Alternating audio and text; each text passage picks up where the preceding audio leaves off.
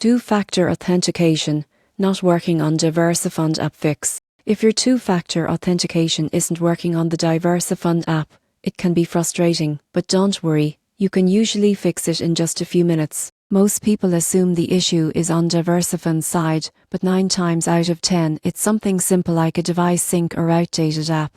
Start with your phone's time settings. Two-factor authentication codes are time-sensitive, and if your device's clock is off, your code won't match. Go into your phone settings, enable Set Automatically, and confirm your time zone is correct. Next, make sure your DiversyFund app is updated to the latest version. Outdated apps often cause connection and security mismatches. Head to your app store, install updates, and then restart the app.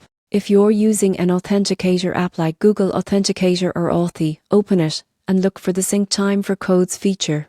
This will ensure that your device and DiversyFund's security system are perfectly aligned. If you're getting your verification code by SMS but they're not coming through, turn off your VPN and switch from Wi-Fi to mobile data. Some carriers or networks filter out automated security messages. If you've changed your phone or deleted your authenticator recently, tap can't access two-factor authentication. When logging in, DiversyFund support team can help you reset your phone securely after verifying your identity.